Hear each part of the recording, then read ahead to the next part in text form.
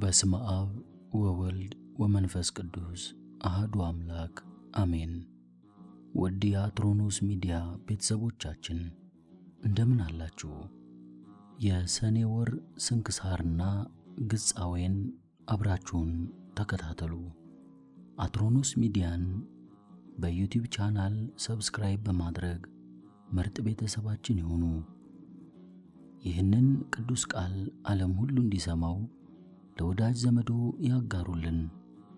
ሰኔ 4 መጀመሪያው የሐዋርያው የቅዱስ ጳውሎስ መልእክት ወደ ቆሮንቶስ ሰዎች። በእግዚአብሔር ሥራ እንተባበራለንና የእግዚአብሔርም አገልጋዮች ነንና እናንተም የእግዚአብሔር ሕንጻ ናችሁ። እግዚአብሔር እንደ ሰጠኝ ጸጋ መጠን እንደ ብልህ የጠራቢዎች አለቃ ሆኜ እኔ መሠረት ጣልሁ፣ ሌላውም በእርሱ ላይ ያንጻል። እያንዳንዱ ግን በእርሱ ላይ እንዴት እንደሚያንጽ ይጠንቀቅ።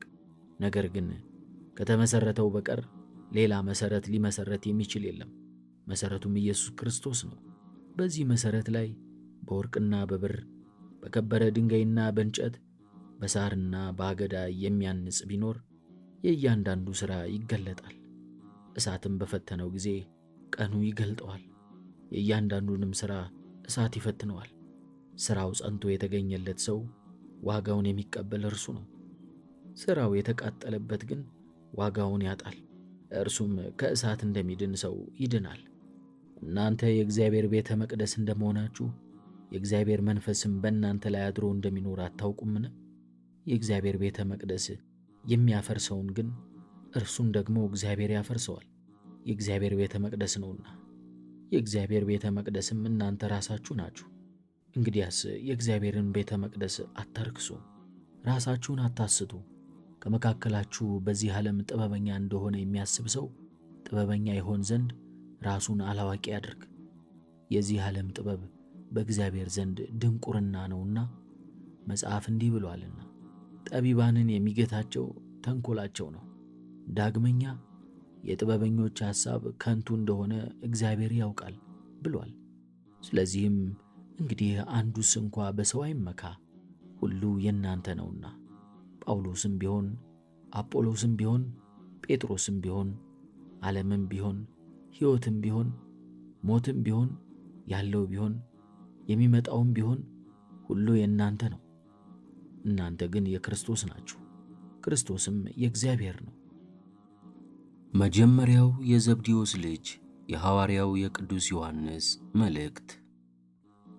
ልጆቼ ሆይ በስቡ ኃጢአታችሁ ተሰርዮላችኋልና እጽፍላችኋለሁ።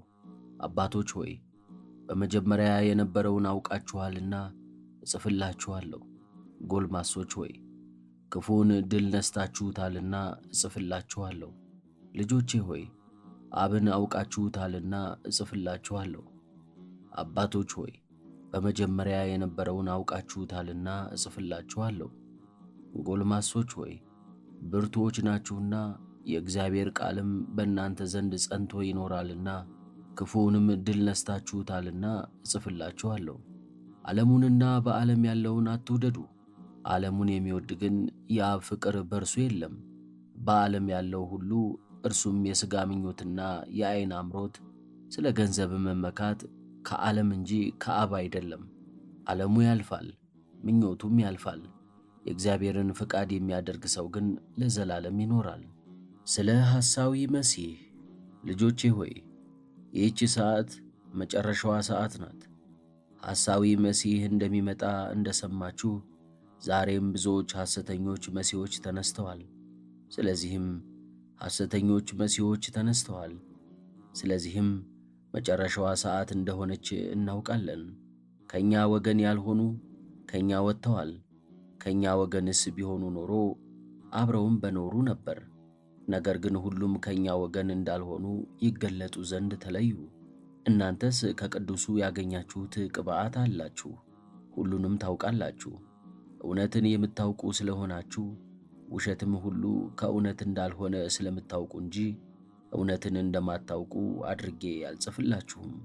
ኢየሱስ መሲሕ አይደለም ብሎ ከሚክድ በቀር ሐሰተኛ ማን ነው? የሐዋርያት ሥራ። በነጋ ጊዜም ወታደሮች ጴጥሮስ ምን ሆነ ብለው ታወኩ። ሄሮድስ ግን አስፈልጎ ባጣው ጊዜ ጠባቂዎቹን መረመረ፣ ይገሏቸውም ዘንድ አዘዘ። ከዚህም በኋላ ከይሁዳ ወደ ቂሳርያ ወርዶ በዚያ ተቀመጠ። የሄሮድስ ሞት። ሄሮድስም በጢሮስና በሲዶና ሰዎች ተቆጥቶ ነበር። በአንድነትም ወደ እርሱ መጥተው የንጉሡን ቢትወደድ በላስጦስን እንዲያስታርቃቸው ማለዱት። የሀገራቸው ምግብ ከንጉሥ ሄሮድስ ነበርና። ከዚህም በኋላ አንድ ቀን ሄሮድስ ልብሰ መንግሥቱን ለብሶ በአደባባይ ተገኝቶ ይፈርድ ጀመር። ሕዝቡም የእግዚአብሔር ቃል ነው፣ የሰው ቃል አይደለም እያሉ ጮኹ። ለእግዚአብሔርም ክብር ስላልሰጠ ያን ጊዜ የእግዚአብሔር መልአክ ቀሰፈው፣ ተልቶም ሞተ። የእግዚአብሔርም ቃል ከፍ አለ። በዛም በርናባስና ሳኦልም አገልግሎታቸውን ፈጽመው ከኢየሩሳሌም ተመለሱ። ማርቆስ የተባለውን ዮሐንስንም አስከትለውት መጡ። የሉቃስ ወንጌል። ከዚህም ሁሉ አስቀድሞ ይይዟችኋል፣ ወደ አደባባዮችም ይወስዷችኋል፣ ያሳድዷችኋል፣ ያስሯችኋል።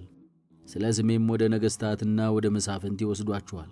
ይህም በእነርሱ ላይ ምስክር ይሆንባችኋል።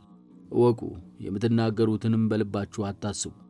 በእናንተ ላይ የሚነሱ ሊመስሏችሁና ሊከራከራችሁ እንዳይችሉ እኔ አፍንና ጥበብን እሰጣችኋለሁ። ወላጆቻችሁና ወንድሞቻችሁ፣ ወዳጆቻችሁና ባልንጀሮቻችሁ አሳልፈው ይሰጧችኋል። ሁሉም ስለ ስሜ ይጠሏችኋል፣ ይገሏችኋልም። ነገር ግን ከራስ ጠጉራችሁ አንዲት እንኳን አትጠፋም። በትዕግሥታችሁም ነፍሳችሁን ገንዘብ ታደርጋላችሁ። ስለ ኢየሩሳሌም ጥፋት መድረስ። ኢየሩሳሌምን ጭፍሮች ከበዋት ባያችሁ ጊዜ ጥፋቷ እንደ ደረሰ ወቁ። ያን ጊዜ በይሁዳ ያሉ ወደ ተራራ ይሽሹ፣ በመካከላው ያሉም ከእርሷ ይውጡ፣ በአውራጃዎቿ ያሉም ወደ እርሷ አይግቡ።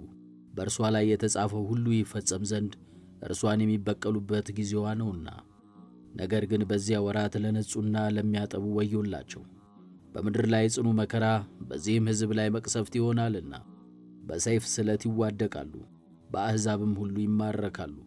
የአሕዛብ ጊዜያቸው እስኪፈጸም ድረስ አሕዛብ ኢየሩሳሌምን ይረግጧታል። ስለ ክርስቶስ መምጣትና ስለ ምልክቶቹ። በፀሐይና በጨረቃ በከዋክብትም ላይ ምልክት ይሆናል። በምድር ላይም አሕዛብ ይጨነቃሉ፣ ከባሕሩና ከሞገዱ ድምፅ የተነሳም ይሸበራሉ። በዓለም ላይ ከሚመጣው ፍርሃትና ሽብር የተነሳም የሰዎች ነፍስም ትዝላለች። ያን ጊዜ የሰማያት ኃይል ይናወጣልና። ያን ጊዜም በሰማይ ደመና በፍጹም ኃይልና ክብር ሲመጣ የሰውን ልጅ ያዩታል። ይህም ሁሉ በሆነ ጊዜ ወደ ላይ አቅንታችሁ ተመልከቱ፣ ራሳችሁንም አንሱ፣ የሚያድናችሁ መጥቶአልና። ስንክሳር። ሳኑሲ ሰማዕት። አንድ አምላክ በሚሆን በአብ በወልድ በመንፈስ ቅዱስ ስም ሰኔ 4 በዚች ቀን በመልኪም ከሚባል አገር ሳኑሲ በሰማዕትነት ሞተ። ይህ ቅዱስ በልጅነቱ የአባቱን በጎች ሲጠብቅ ምሳውን ለእረኞች ሰጥቶ እርሱ ሁልጊዜ እስከ ማታ ይጾም ነበር። ዘመዶቹም የሚሠራውን አያውቁም ነበር። የታመሙ በሽተኞችንም ይጎበኛቸው ነበር። በአንዲት ሌሊትም የእግዚአብሔር መልአክ ተገልጦ ሳኑሲ ሆይ የክብር አክሊልን ትቀበል ዘንድ ተነስተህ ወደ መኮንኑ ሂድ፣ ክብር ይግባውና በፈጣሪህ ክርስቶስ በመኮንኑ ፊት ታመን አለው። በነቃም ጊዜ የእግዚአብሔር መልአክ እንደ ተገለጸለትና እንዳዘዘው ለእናቱ ነገራት። እርሷም አዘነች፣ አለቀሰችም። ነገር ግን ትከለክለው ዘንድ አልተቻላትም። ከዚህ በኋላ ሰብራ በሚባል አገር ስሟ ማርያ የሚባል ድሆችንና መጻተኞችን የምትቀበልና የምትመግባቸው የተቀደሰች ሴት እንዳለች ስለ እርሷ ሰምቶ ወደ እርሷ ሄደ። በሰማዕትነትም ይሞቱ ዘንድ ከእርሷ ጋር ተስማማ። አርሳኖስ ወደሚባል መኮንን በአንድነት ሄዱ። በምስር ወደብ በመርከብ ውስጥ ሆኖ አገኙትና እኛ ክርስቲያኖች ነን ብለው በፊቱ በግልጥ ጮኹ። በየራሱ በሆነ ሥቃይም እንዲያሰቃዩአቸው አዘዘ። ቅድስት ማርያም በሥቃዩ ውስጥ ሳለች ነፍሷን አሳልፋ ሰጠች፣ የሰማዕትነትንም አክሊል ተቀበለች። ቅዱስ ሳሉሲ ግን ክብር ይግባውና በላዩ ባደረው በጌታችን በኢየሱስ ኃይል የሚታገስና የሚጸና ሆነ። መኮንኑም ማሰቃየቱን በሰለቸው ጊዜ ወደ እንዴናው መኮንን ከብዙ እስረኞች ሰማዕታት ጋር ላከው። እርሱም ያሰቃየው ጀመር። ተረከዙንም ሰንጥቀው ገመድ አግብተው በከተማው ውስጥ እንዲጎትቱ ታዘዘ። እንዳዘዛቸውም አደረገ፣ ግን ምንም ጉዳት አልደረሰበትም። ሁለተኛም ስራየኛ መጣለትና መርዝ በተመላ ጽዋ ስራዩን አድርጎ ጠጣ ብሎ አዘዘው።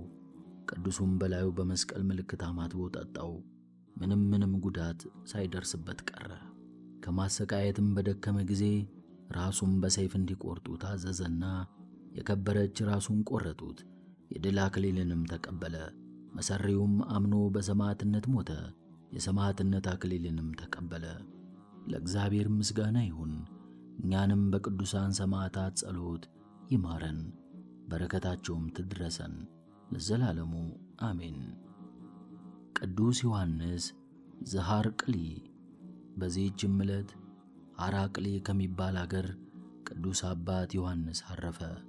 የዚህም ቅዱስ አባት ስሙ ዘካርያስ ነው። እርሱም የጳንጦስና የአብልያ ሀገሮች ገዢ ነበር።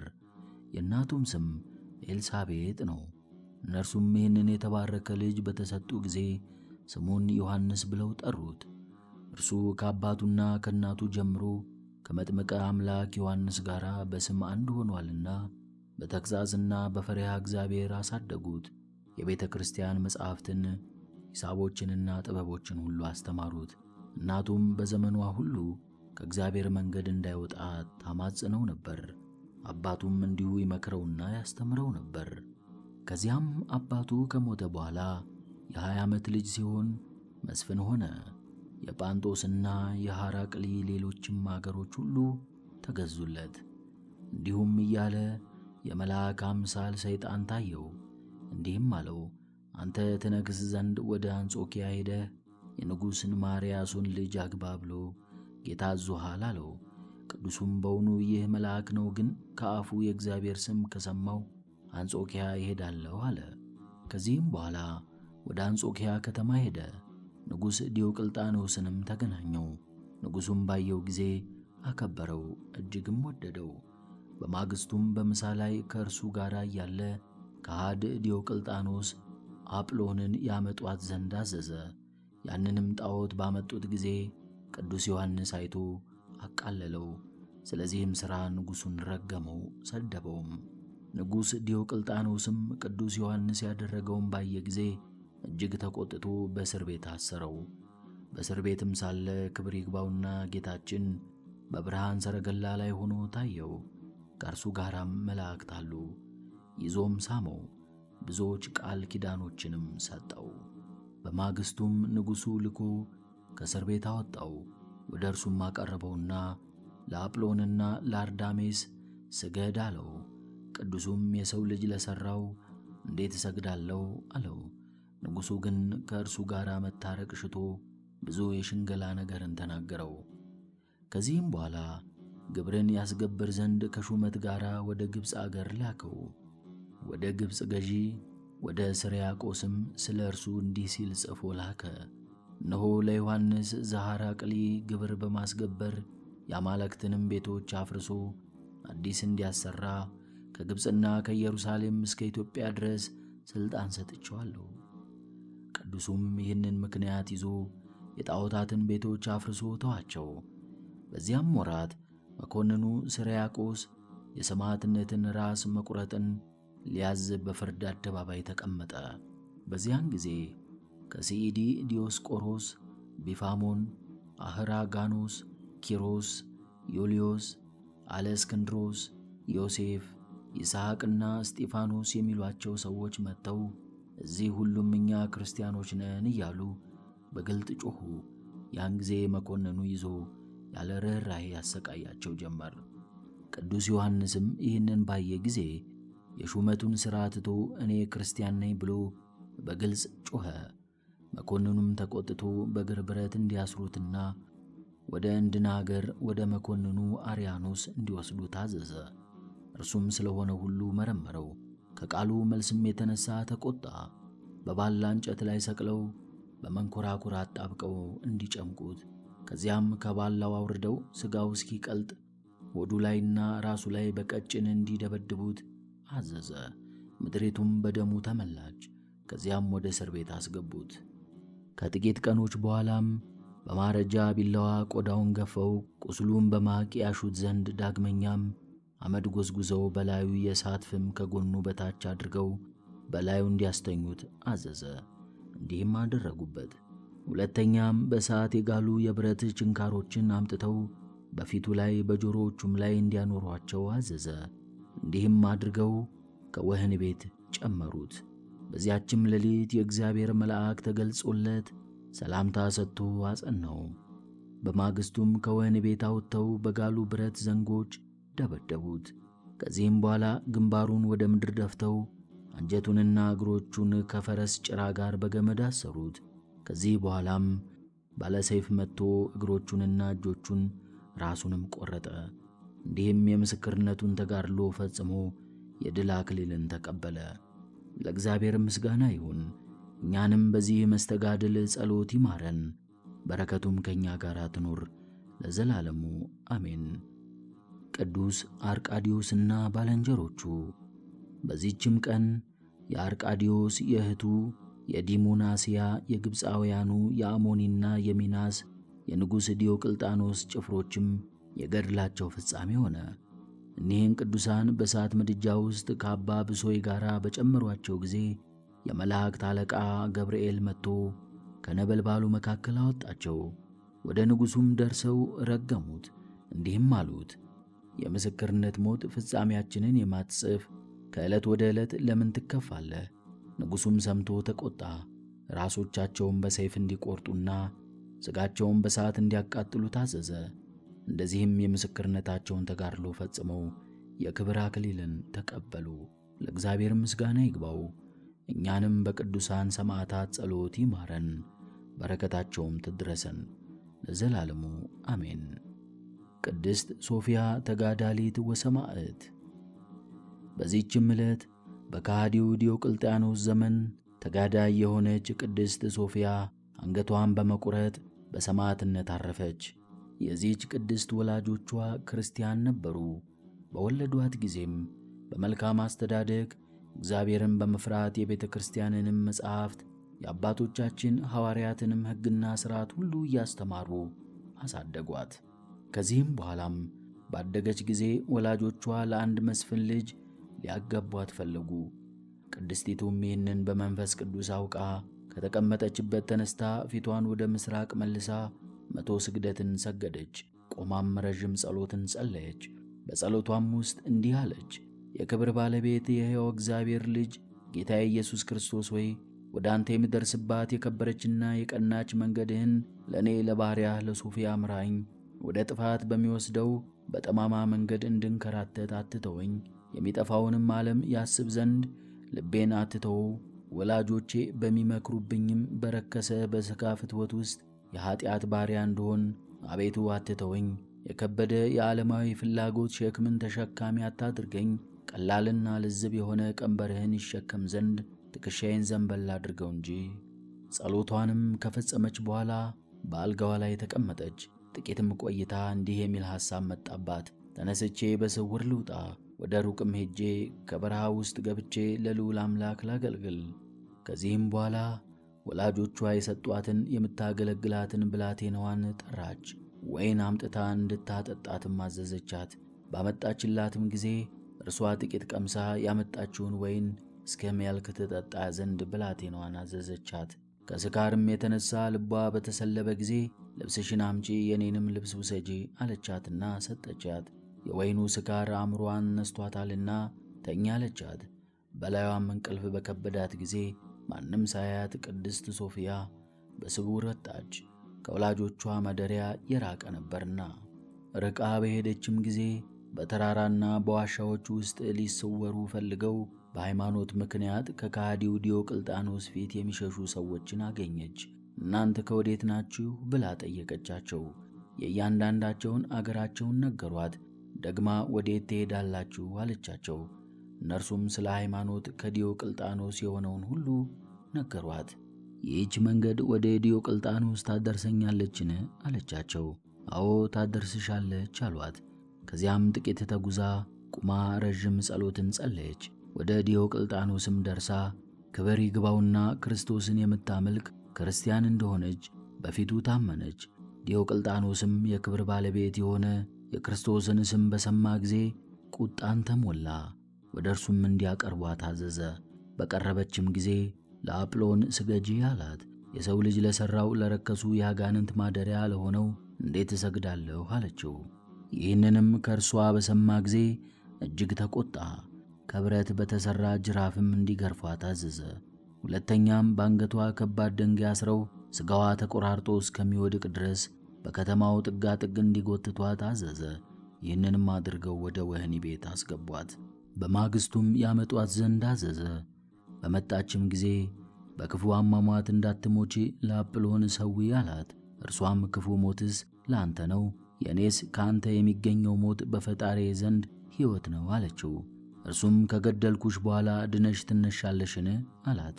አንተ ሰነፍ፣ የእኔን ተወውና ለአንተም የደይን ትንሣኤ አለህ አለችው። ይህንንም በሰማ ጊዜ አጥንቶቿ ሁሉም እስኪሰባበሩ በብረት በትሮች እንዲደበድቧት አዘዘ። ይህንንም ሁሉ አደረጉባት።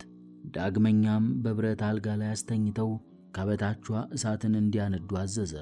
ቀኑ በመሸ ጊዜ ወደ ወህኒ ቤት እንዲያስገቧት አዘዘ። በዚያችም ሌሊት የመላእክት አለቃ ቅዱስ ገብርኤል መጥቶ ገላዋን በመዳሰስ አዳናት። በማግስቱም ያመጧት ዘንድ አዘዘ። እርሷም ምንም ሕማም እንዳላገኛት ሆና በእግሯ መጣች። ከመታጠቢያ ቤት ታጥባና ተቀብታ የወጣች ትመስል ነበር። ንጉሡም ደህንነቷን አይቶ አደነቀ። የዚህችን ክርስቲያን ሴት የሥራዋን ጽናት እዩ። ትላንት በእሳት አሰቃይተናት ነበር፣ ዛሬ ድናለች። እርሷም ሥራዬንስ አላውቅም፣ ነገር ግን ፈጣሬ ሥራዬን የሚሽር ነው አለችው። ከዚህም በኋላ እኛ ያሰኘናት ዘንድ ሊሸነግላት ጀመረ። እምቢ ባለችውም ጊዜ ራሷን በሰይፍ ይቆርጡ ዘንድ አዘዘ። ሊቆርጧትም ይዘዋት ሲሄዱ ክብር ይግባውና ጌታችን ተገለጸላት። ብዙ ቃል ኪዳኖችንም ሰጣት። በማይታበል ቃሉ መታሰቢያሽን የሚያደርገውን ሁሉ፣ በስምሽ የሚመጸውተውን፣ የገድልሽንም መጽሐፍ የሚጽፈውን ሁሉ እቀበለዋለሁ፣ መንግሥተ ሰማያትንም አዋርሰዋለሁ አለ። ከዚህ በኋላም አንገቷን በሰይፍ ቆረጡ። በጌታችንም ዘንድ የድል አክሊልን ተቀበለች። ለእግዚአብሔር ምስጋና ይሁን፣ እኛንም በጸሎቷ ይማረን፣ በረከቷም ከእኛ ጋር ለዘላለሙ ይኑር አሜን።